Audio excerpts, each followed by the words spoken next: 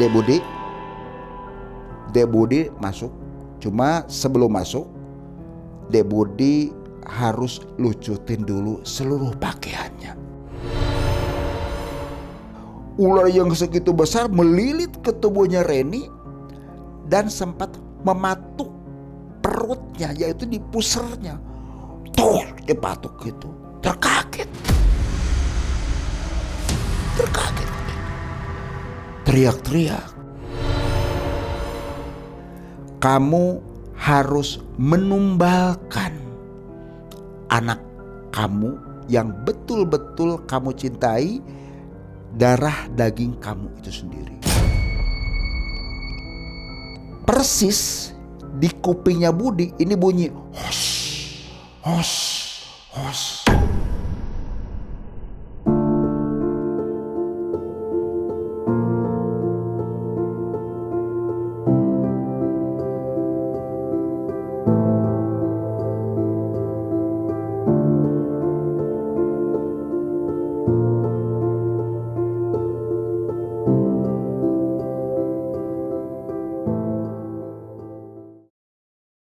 Assalamualaikum warahmatullahi wabarakatuh. Sobat Mengulas Malam dimanapun berada, baik yang ada di alam nyata maupun di alam gaib, semoga kita semua selalu ada dalam lindungan Allah Subhanahu wa Ta'ala.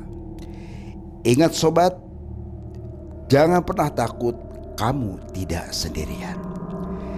Di kesempatan malam hari ini Abah akan menceritakan satu kisah yang dibagikan oleh salah seorang sobat Mengulas Malam. Seluruh nama serta lokasi ini sengaja kita samarkan untuk menjaga satu privasi. Di kesempatan malam hari ini Abah akan menceritakan, judulnya Pesugihan Ratu Siluman Ular. Berbicara pesugihan, ini adalah salah satu cara seseorang untuk mendapatkan satu kekayaan secara instan. Mereka pun sebetulnya sudah menyadari apa yang menjadikan satu resiko yang akan timbul kelak di kemudian hari. Tapi karena nafsunya tadi yang sudah tidak terkontrol, akhirnya segala resiko yang akan didapat di kemudian hari itu mereka pun siap untuk menanggungnya. Jangan pernah di skip tayangan video ini supaya tidak gagal paham.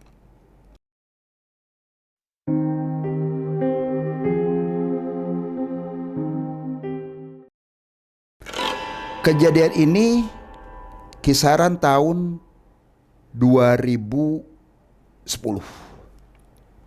Sebut saja namanya Budi. Budi mempunyai seorang istri namanya Mbak Tia. Budi adalah seorang pengusaha ayam potong.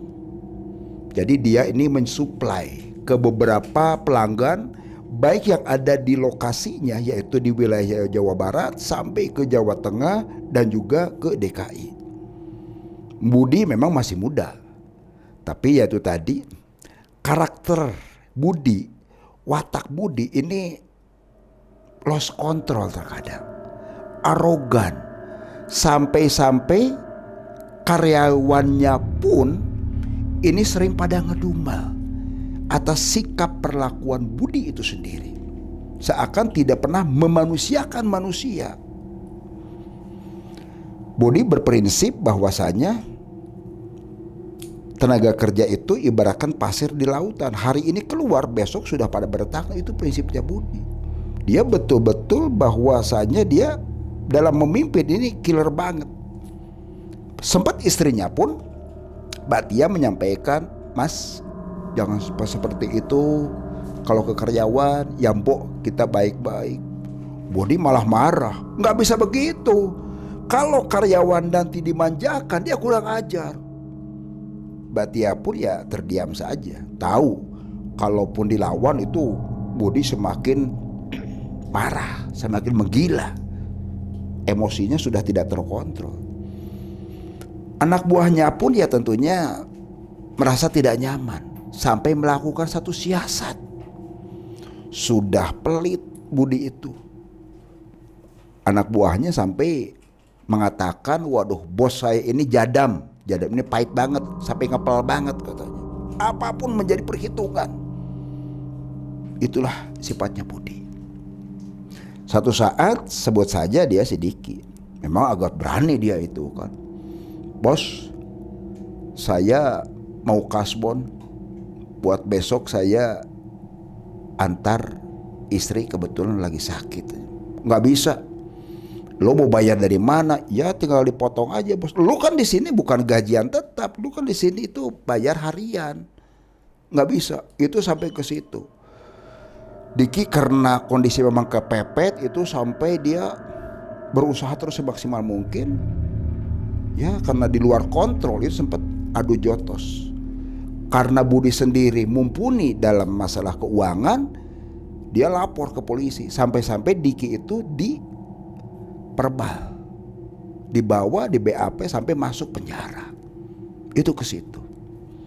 Banyak karyawan-karyawannya yang merasa tidak nyaman, tidak enjoy di perusahaannya Budi sendiri. Singkat cerita, karyawan Budi ini melakukan satu siasat sampai mobilnya ditabrakin dengan alasan yaitu tadi kasih pelajaran ke si bosnya. Tapi ujung-ujungnya karyawannya itu sendirilah yang dipotong. Ya dia nggak mau keluar. Mobil hancur. Pelanggan-pelanggan yang mereka punya, yang Budi punya maksudnya, itu dialihkan sama karyawannya. DO sendiri terkadang dijual ke yang lain. Namanya usaha. Kepercayaan kepada konsumen itu adalah nomor pertama. Ini sengaja dibikin siasat sama anak buahnya karena merasa sakit hati. Ujung-ujungnya ya kolab perusahaan Budi. Mobil double yang biasa buat kirim keluar wilayah di Jawa Barat, ke Jawa Tengah, DKI itu mulai pada dijual satu demi satu. Sampai mobil yang pick upnya sendiri untuk kirim distribusi ke wilayah lokal yang terdekat itu pun dia sudah dijual. Sementara waktu ini suplai ayam pun mulai dikurangin dari para supplier. Ujung-ujungnya apa? Gulung tikar. Di saat gulung tikar itulah mulai dia Budi cemas, was-was, resah, gelisah. Saya tidak mau kere, saya tidak mau miskin. Minta tolong ke bapak mertuanya dia. Apa boleh buat? Bapak mertuanya sendiri memang orang yang tidak cukup, tidak mumpuni lah untuk bisa membiayai usahanya si Budi yang sedang kolab itu sendiri. Ujung-ujungnya apa? Budi mencari informasi ke sana kemari. Teringatlah seseorang, namanya si Seto. Budi datang ke Seto. Seto, gimana, sehat? Alhamdulillah. Tumben kamu datang ke sini. Iya, ada apa? Seto, saya tuh keingetan kamu. Waktu dulu kita pernah ngobrol-ngobrol bahwasanya kamu pernah ada seseorang bagaimana maksudnya? Itu yang paranormal itu orang pinter. Konon katanya kan dulu kamu pernah cerita bisa menjembatani perihal kekayaan, ataupun disebutnya itu pesugihan. Emang lu udah dipikirkan faktor akibat yang akan timbul kemudian hari? Nggak ada masalah. Yang penting saya datang kemari minta informasi ke kamu sendiri. Syukur-syukur kamu bisa dampingin saya ke orang pintar tersebut. Kalau enggak mau, ya tolonglah kasih alamat. Seto berpikir sejenak. Dia terus mengingatkan ke Budi sendiri jangan sampai melangkah ke jalur yang sesat. Tapi Budi kekeh bahwasanya saya harus menemui, saya harus mendapatkan uang secara instan. Usaha jatuh saya harus cepat bangkit lagi dalam sekejap. Mau tidak mau Seto pun hanya memberikan satu alamat. Diberikanlah alamat dan nama si paranormal tadi. Singkat cerita, setelah mendapatkan alamat dan nama paranormalnya tersebut, Budi pun berangkat besoknya. Berangkat dari pagi, memang agak jauh karena di luar Jawa Barat, yaitu sekitaran ya Jawa Tengah lah. Berangkat dari jam 8 pagi nyampe kurang lebih sekitar jam 11 setengah 12 siangan lah. Sesuai lihat alamat desanya, tepat segala macem, dia nemu ada gubuk di situ. Gubuk, gak lama kemudian Budi pun ketok pintu. Assalamualaikum, Assalamualaikum. 3 kali tidak ada jawaban. Digedor-gedor lagi, gak lama kemudian ada yang buka pintu. Itu ibu-ibu. Dari mana, Dek? Siapa, Adek? Ada keperluan apa? Oh, perkenalkan Bu, saya Budi. Apakah benar ini rumahnya Abah Kumis? Oh iya, betul, itu suami saya. Apakah ada? Oh ada. Sok masuk. Budi pun dipersilahkan masuk sama ibu tadi. Itu adalah ternyata ibu Abah Kumis, paranormal yang dicari-cari Budi. Si istri Abah Kumis manggil suaminya itu Abah Kumis. Gak lama kemudian datang dan duduk berdua. Si istrinya Abah Kumis pun menyiapkan air kopi dan air teh. Setelah itu baru mereka ngobrol. Ada apa ini? Kata Abah Kumis ke Budi. Adek dari mana? Oh, perkenalkan. Jawab Budi. Saya Budi. Saya kebetulan dari luar kota sini, Pak, agak sedikit jauh. Maksud tujuan adek sendiri ini apa? Dan terus adek tahu dari mana?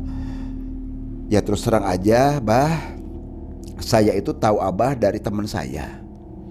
Salah satu teman saya dulu katanya pernah nganter ke sini.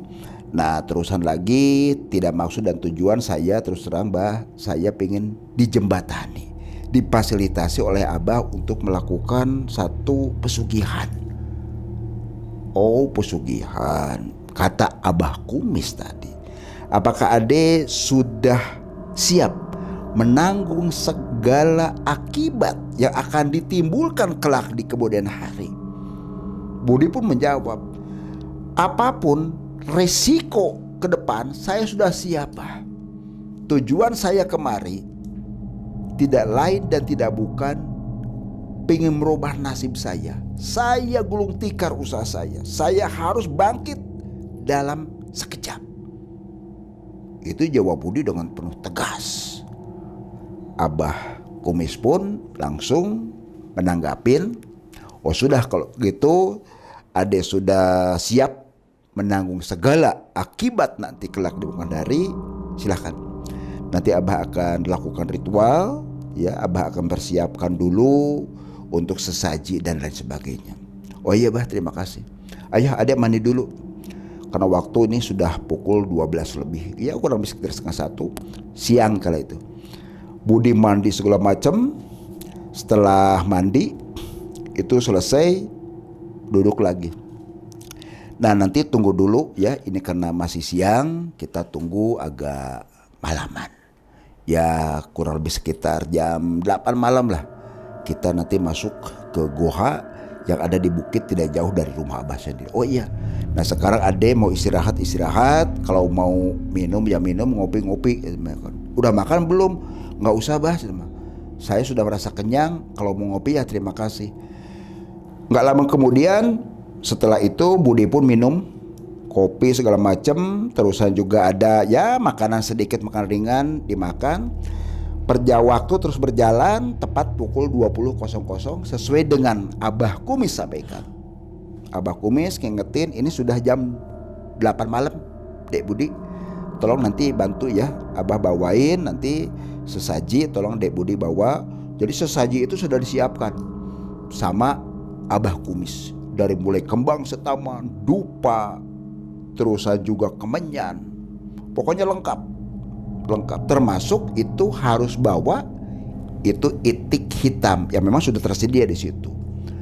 Setelah lengkap segala sesuatunya, Abah Kumis itu berjalan di depan, Budi di belakangnya. Terus nyampe kurang lebih sekitar 30 menit. Jadi kurang lebih sekitar setengah 9 malam nyampelah di depan pintu guha. Abah Kumis duduk bersila dan Budi pun dipersilakan untuk duduk. Dek, duduk dulu. Abah mau merekes di sini. Nggak tahu Abah Kumis membaca mantra apapun, Budi tidak tahu persis, cuma dia membakar kemenyan saja di situ. Nggak lama kemudian asap mengepul, mantra dibaca Abah Kumis. Nggak lama, kurang lebih sekitar 10 menit kala itu. Nah nggak lama kemudian Budi disuruh masuk. Dek Budi masuk. Cuma sebelum masuk, Dek Budi harus lucutin dulu seluruh pakaiannya. Dilucutin, bah, kaget Budi. Kenapa tidak di rumah? Ya kalau di rumah kan tahu sendiri lah, nanti ketahuan orang atau bagaimana. Udah di sini aja. Nanti pakaian Dek Budi seluruhnya Abah yang pegang. Emang ini syaratnya seperti itu? Ya harus, syarat seperti itu. Mau tidak mau, Budi pun ya harus siap. Dia udah kebayangin dinginnya, malam hari di guha, belum juga nyamuk segala macam. Tapi ya sudah menjadi resiko. Dilepaslah seluruh pakaian Budi. Nah, Dek Budi, ini sesaji tolong dibawa. Yang sudah Abah kasih mantra, nah ini dupa, jangan sampai nanti mati sama kemenyan ini ya. Tolong dibawa. Dibawa, Abah nanti ada di luar. Jangan keluar Dek Budi sebelum ada satu sosok penguasa di dalam gua ini yang muncul. Budi bertanya, berapa lama bah? Bisa 1 malam, kadang ada 3, 5 sampai 7 malam gitu kan. Waduh, nggak kebayang Budi teh.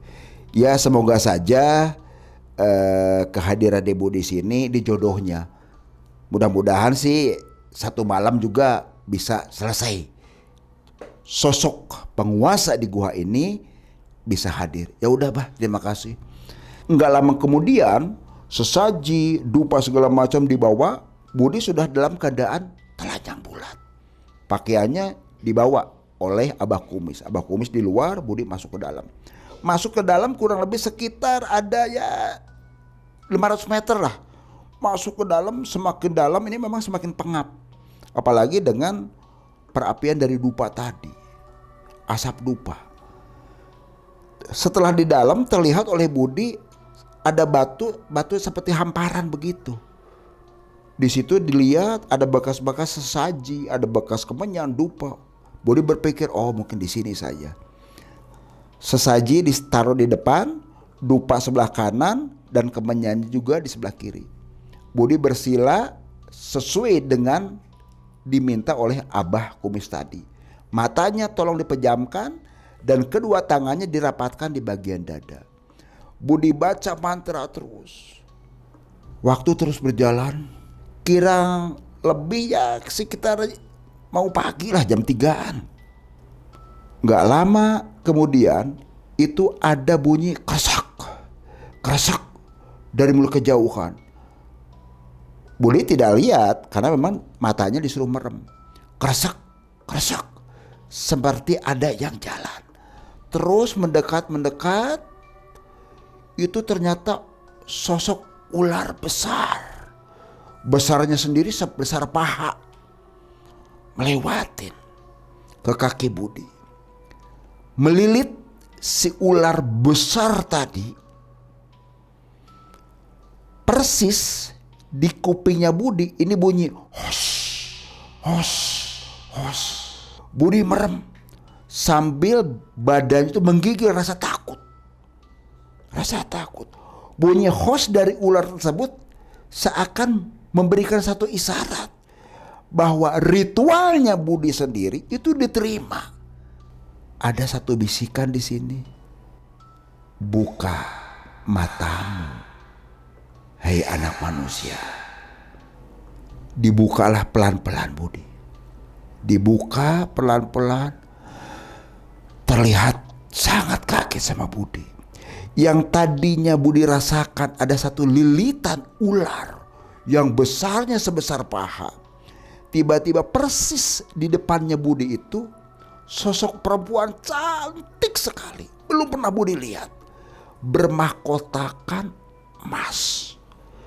Bercahaya. Pancaran aura mukanya sendiri ini sangat menggetarkan kolbunya Budi sebagai seorang lelaki.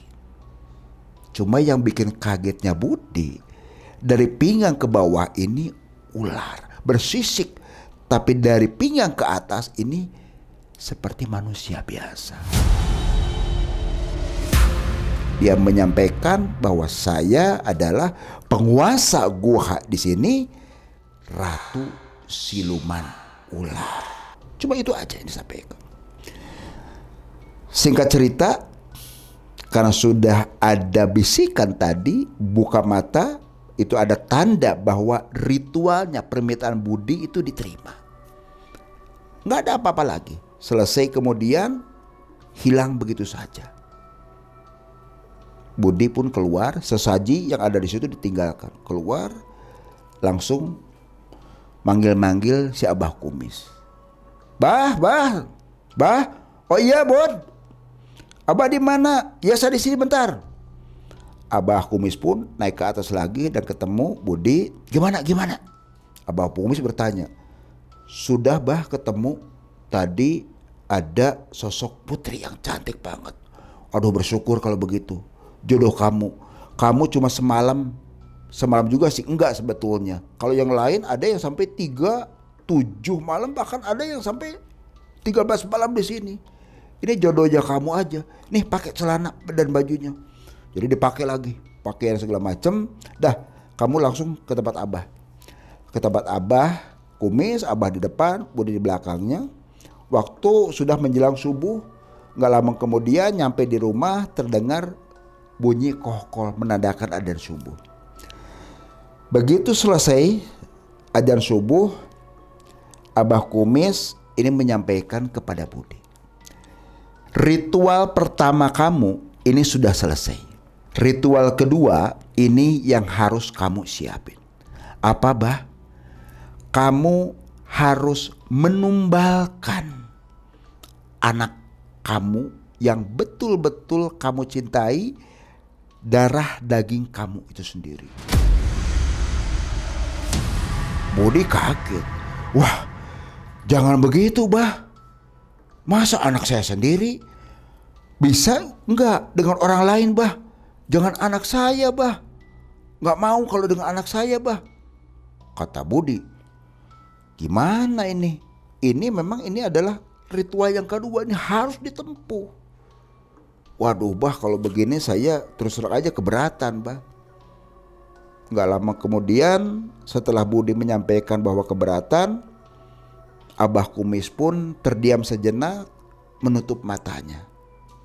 Kurang lebih sekitar 5 menit, ya kemungkinan Abah Kumis itu menyampaikan kepada Ratu Siluman Ular tadi bahwasanya calon pengikutnya itu tidak mau menumbalkan anak kesayangannya. Setelah ada gambaran demikian, nyampaikanlah, udah begini aja, kamu tetap harus menumbalkan darah daging kamu sendiri dari perempuan yang lain lagi. Kalau misalkan kamu sayang kepada anak kamu yang sekarang dari hasil perkawinan kamu yang pertama. Oh ya udah Bah, kalau begitu saya siap. Berarti saya harus cari perempuan lagi Bah. Iya, harus cari perempuan lagi, dan itu harus kamu nikahin. Oh siap kalau begitu Bah. Setelah ada kesepakatan segala macam, pulanglah Budi sendiri ke rumah. Istrinya pun yaitu Mbak Tia nanya, dari mana Mas? Ya namanya kita lagi usaha Bu, kesana kemari segala macem. Terus hasilnya seperti apa Mas? Kata Mbak Tia ke Budi, penasaran, ngedesak terus. Udah diamlah, semua kan lagi proses. Mbak Tia ya sudah terdiam begitu saja setelah dijelaskan sama Budi. Nah Budi itu sambil berpikir, ini kemana lagi ini saya? Harus cari perempuan untuk saya nikahi tanpa sepengetahuan istri pertamanya. Nah kebetulan Budi sendiri dari dulu senang main ke perempuan, nyekek botol karena keuangan dulu masih mumpuni, ya sebut juga si bos kalau masuk ke diskotik. Nah ini sedikit ada keuangan juga. Mah, kenapa? Ada uang gak? Ada sih ada, cuma kan untuk ya istilahnya untuk kebutuhan makan, minum kita, kebutuhan sehari-hari, gak usah. Papa mau pinjam aja dulu. Papa lagi butuh. Butuh apa, Pak? Ya buat sedikit lah, buat modal apalah. Dikasihlah kala itu kisaran 1,5 juta lah. 1,5 juta. Dipegang sama Budi, berangkat. Dia mencari-cari teman yang dulu pernah diajak Budi. Ya, salah seorang VL. Sebut saja dia si Reni. Masih muda, cantik banget. Ketemu sama Budi, ngobrol-ngobrol. Reni mau diajak nikah. Gimana Reni kalau sama abang dinikah? Kalau abang bertanggung jawab dan bisa memenuhi segala kebutuhan Reni, Reni siap. Dan Reni pun merasa bangga tentunya. Reni merasa terhormat, bisa terlepas dari dunia gelap, dunia hingar-bingar. Oh ya udah kalau begitu. Nah, singkat cerita, Budi dan Reni itu keesokan harinya datanglah ke KUA. Nikah siri, cari lebih di situ, nikahlah mereka. Nah, karena Budi sendiri tidak seizin istri yang pertama si Tia, itu dia ngontrak agak sedikit jauh. Budi ngontrak dalam salah satu tempat ya, bayar bulanan lah. Kalau kosan mau kosan gitu kan. Lama-lama 1 bulan, 2 bulan, ini mulai ngisi perut istrinya yang nomor 2 yaitu si Reni. Budi merasa senang banget. Dijaga, dirawat terus. Seiring perjalanan nginjak 3, 4, dan 5 bulan, menjelang ke-7 bulan, pas di saat malam hari, ini Reni merasakan perutnya sangat sakit sekali, sampai menjerit-jerit. Mas Budi, Mas tolongin Mas, ini perut Reni sakit banget Mas, sampai teriak, seakan tidak bernapas, jerit, teriak. Pikir Budi, aduh istri saya ini sudah mau lahiran. Karena ada saja orang yang 7 bulan juga sudah lahiran. Dibawalah Reni sama Budi ke salah satu bidan yang tidak jauh dari rumah Budi sendiri. Nyampe ke situ, diperiksa, ternyata masih jauh, belum kontraksi, belum buka 1, 2, 3 juga belum gitu. Nggak lama ya sudah dikasih obat apalah kala itu untuk mengurangi rasa sakitnya. Cuma dari bidan nyampaikan kalau misalnya nanti ada sakit, bawa aja nanti ke sini. Oh udah, terima kasih. Pulang aja lagi. Nah, waktu terus berjalan, memasuki usia ke-8 bulan.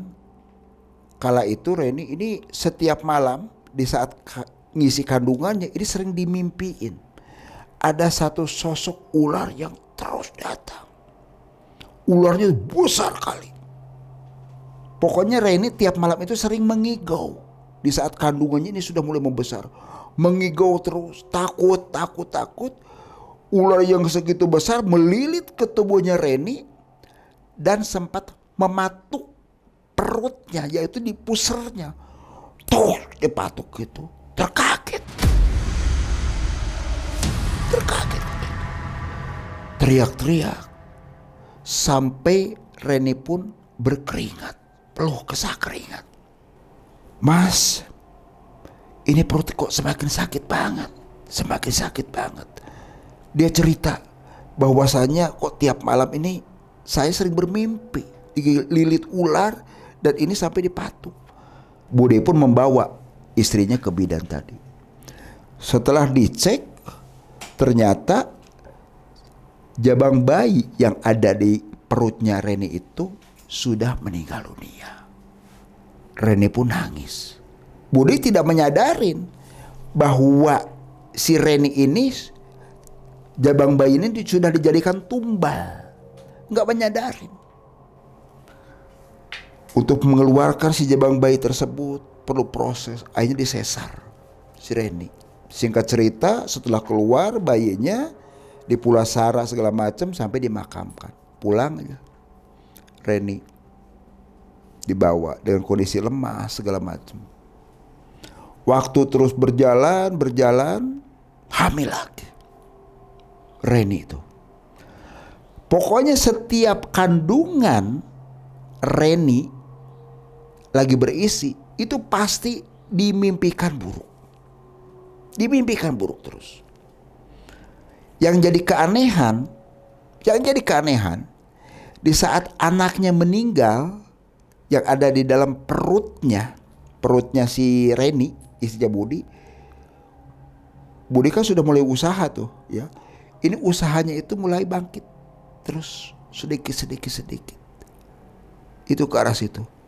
Pokoknya setiap Reni hamil, istri nomor 2, setiap Reni hamil dan selalu bermimpi dililit ular, terus dipatok dan meninggal si jabang bayi itu, usahanya itu lama-lama bangkit terus. Singkat cerita, karena kondisi Reni sendiri ini sudah mulai melemah, sampai-sampai si jabang bayi dan Reninya pun itu meninggal dunia. Ternyata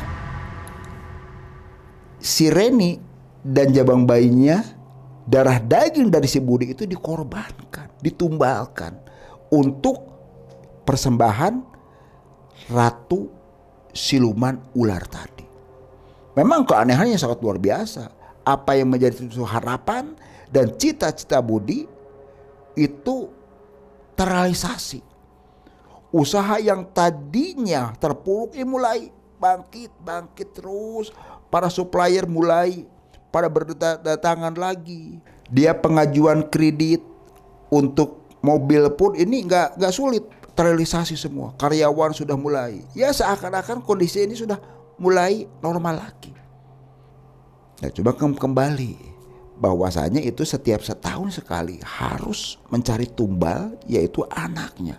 Seiring perjalanan waktu, namanya kebusukan lama-lama akan tercium juga. Akhirnya apa?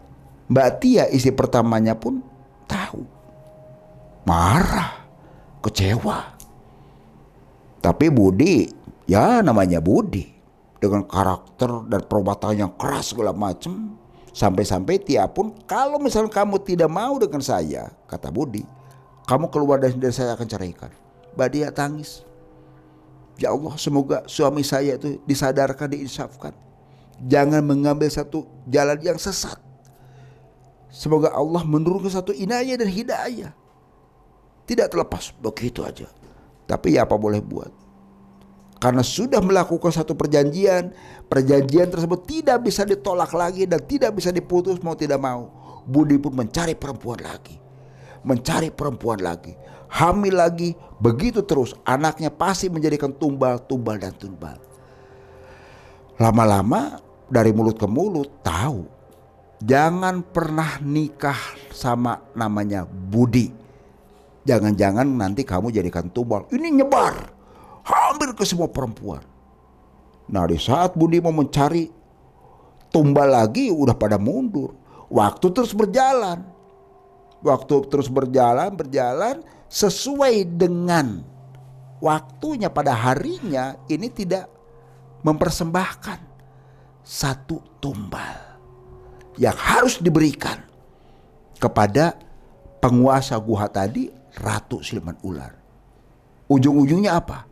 Anaknya Budi dari hasil pernikahan dengan Tia itu meninggal dunia. Baru setelah itu dia menyadari, nangis. Nasi sudah menjadi bubur, sudah tidak bisa ditolak kembali. Rasa tangis, rasa penyesalan pun ini betul-betul dirasakan oleh Budi. Mbak Tia sebagai istri dari Budi, sebagai ibu yang melahirkan anaknya, yang dijadikan tumbal oleh bapaknya, marah, kecewa. Marah. Untung bersyukur Mbak Tia tidak sampai depresi, Mbak Tia tidak sampai stres. Mbak Tia karena marah dan kecewa sama sikap suaminya seperti itu, dengan keras, ringan tangan, pulang dia ke orang tuanya. Dan kebetulan orang tua Tia itu masih lengkap, pulang. Hanya Budi aja di situ. Lama kelamaan, ya namanya usaha secara instan dengan melakukan satu pesugihan Ratu Ular tadi, Pikiran Budi merasa tenang dan nyaman. Segala sesuatunya akan dia raih. Terbalik ternyata. Ujian dan ujian terus menimpa Budi. Hampir seperti awal lagi. Mobil sering ketabrakan, rusak segala macam. Budi sering kena sakit. Budi sering mimpi dikejar-kejar ular. Dari ular besar sampai ular kecil. Budi udah pokoknya trauma. Perusahaannya pun yang sudah mulai bangkit dan katakan sudah mulai mapan lagi, ini lama-lama turun karena tidak ada yang memanage tadi. Otaknya semua memang dari Budi. Singkat cerita, Budi sempat sakit dan sakitnya sendiri ini adalah di luar kewajaran. Sudah berusaha secara medis, periksa ke sana kemari, ternyata dia sehat-sehat saja. Tapi apa yang menjadikan resiko buat Budi tadi, yang ditimpa Budi, selalu dihantui. Ular terus datang, melilit, mematuk, ular kecil segala macam. Pas di saat malam Jumat Kliwon, datanglah penguasa yang di gua tadi. Didampingin, di belakangnya kiri dan kanan itu sosok-sosok awalnya ular yang pada kecil semua, itu ternyata bentuk siluman semua yang sangat mengerikan. Ada yang tinggi besar, hitam, matanya nyorot tajam. Ditarik itu kepala si Budi, hampir mulai lepas. Digeret, Budi berteriak-teriak, ampun, ampun, ampun. Ya sudah tidak bisa. Dibawa rohnya si Budi, arwah si Budi itu ke kerajaan Ratu Siluman. Dipekerjakan di sana. Dipekerjakan. Karena ruhnya sudah lepas, otomatis jasadnya apa? Meninggal dunia. Sampai tidak ada yang mengetahui bahwa Budi itu sudah meninggal. Ujung-ujungnya warga sekitar ini sudah merasakan bau busuk. Sumbernya dari mana? Ternyata di tempatnya Budi. Sisa ayam yang ada di kandang juga ada sebagian. Ini sudah pada mati segala macam, karyawan pun sudah nggak ada, pada hilang semua. Ujungnya begitu ketahuan para tetangga, mereka menyaksikan dengan mata kepala sendiri sekujur tubuh Budi membiru semua. Membiru semua, matanya melotot. Dari hidung keluar tetes darah, bekas darahnya. Dari sini juga belatung keluar, karena ya mungkin udah 3-4 harian. Karena ini warga melihat mayat di situ, hukum kepaya sudah dipulasara segala macam, dimakamkan. Rumah yang ada, pabrik yang ada di Budi, tempat ayam itu, gudang lah katakanlah, itu sampai hancur berantakan segala macam, dan tidak ada yang ngurus. Itulah sobat mengulas malam. Semoga apa yang menjadikan satu kisah ini dijadikan pelajaran buat kita semua. Namanya usaha tidak terlepas ujian. Naik dan turun itu adalah hal yang biasa buat kita. Jangan pernah kita sombong di saat Allah berikan satu kekayaan.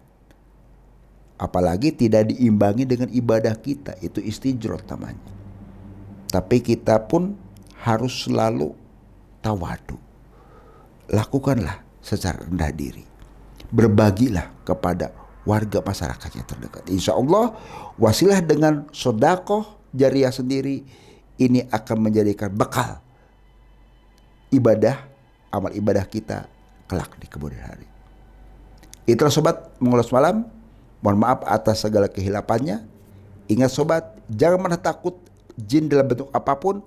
Geprek dengan keimanan dan ketakwaan kita kepada Allah Subhanahu wa taala. Ingat, kamu tidak sendirian.